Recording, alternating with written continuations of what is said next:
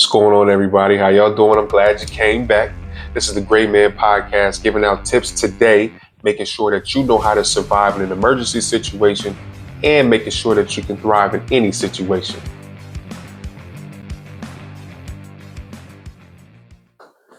What's going on, everybody? So today we're going to talk about one of the survival tips. Today we're going to talk about bugging in. Now, bugging in is where basically you staying put and fortifying your home. The reason why we're doing that is because your home is always your default location.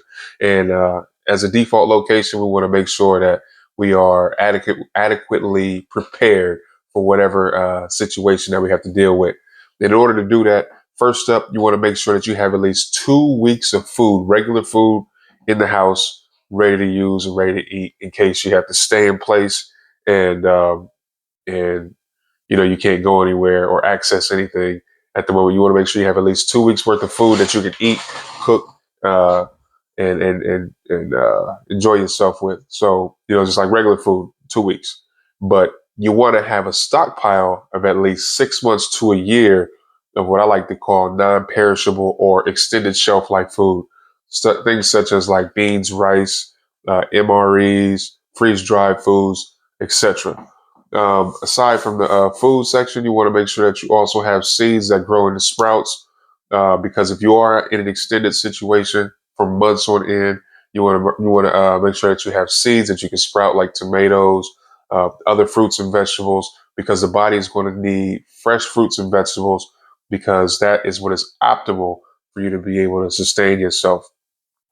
On top of that, because if we're bugging in for an extended period of time, you probably won't have basic home um items or accessories. So you want to have a camp stove. You want to have a portable solar water heater, if at all possible. Camp stove, portable solar water heater, so you can be able to enjoy some of uh, the simple benefits of life that we enjoy right now, and also so you can be able to cook your food. Besides that, talking about water, because water is very important, and you got to make sure that you have water. You want to try to have at least 1 gallon of water per person per day.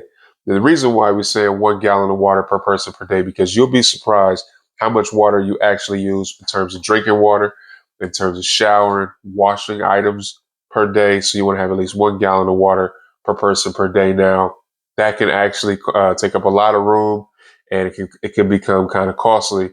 Um, just having that sitting on hand. So what you want to do is you want to have a collection source that you can be able to retrieve some of this water if you need to, like a pond, a stream, a river, and things that you can carry the water with, like a 5 gallon bucket, something of that nature that you can be able to retrieve the water from, going back and forth from your home to that water source. Another item that you can use is water collection sources, like uh, collecting rainwater, different things like that. So collecting rainwater, it's important that you make sure that you purify that water, even all water. Matter of fact, any water that you get from a water source, you purify that water, because you could be dealing with animal droppings, bugs, insects, dirt, debris, stuff like that. Now, there are several different types of ways to purify the water.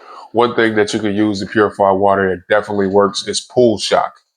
Swimming pool shock. That clarifies the water, and purifies the water and makes the water drinkable.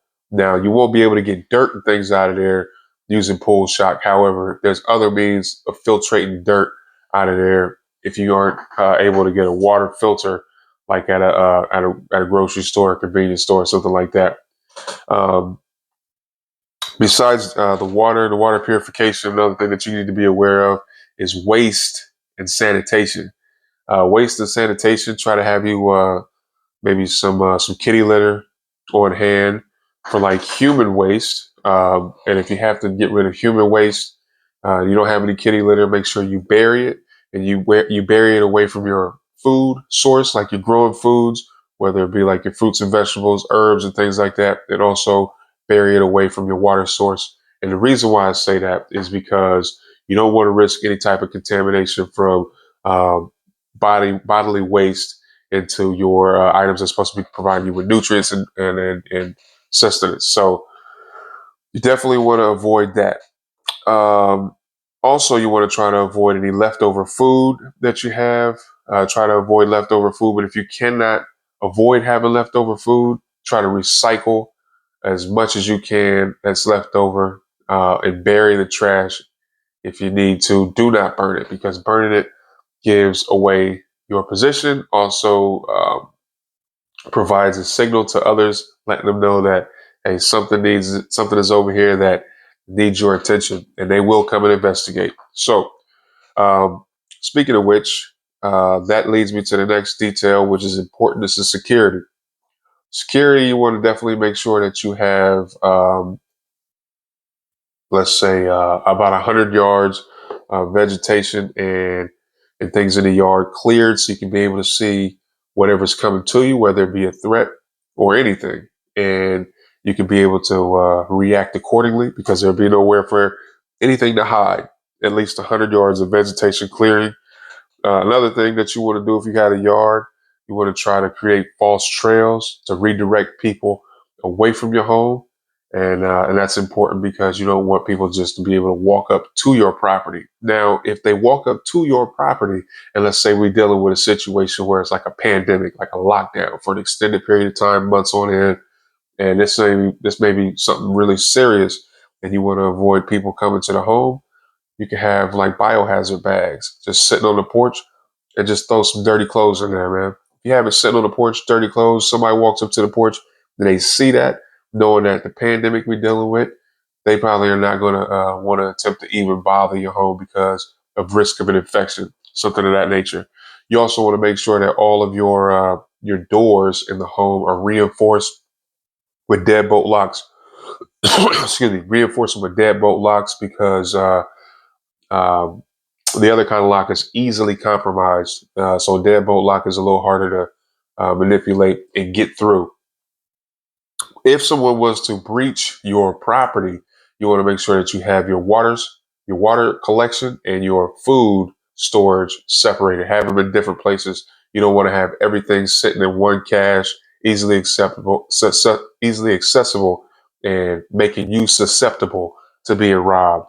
So aside from that, things that you want to consider having different kind of tools, multi-purpose tools are important to have when they're on hand, like shovels, axes, and pry bars.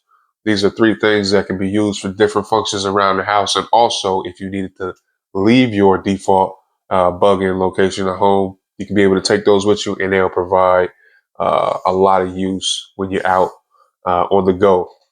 And lastly, entertainment. So, being locked into a place, one place, it gets like being in a jail. Your home becomes a prison.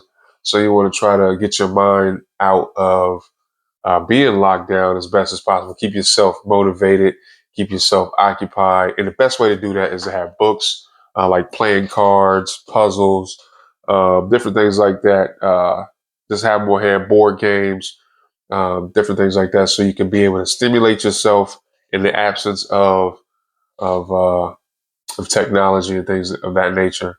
Another thing, lastly, this is almost forgot this. Lastly, you want to try to have a radio, some type of radio, two different type of radios, matter of fact, on hand that you can be able to use. And you want to use a two-way radio so you can be able to communicate to someone else that may be on the same channel frequency as you, and also a radio that's capable of picking up AM and FM uh, radio signal and frequency.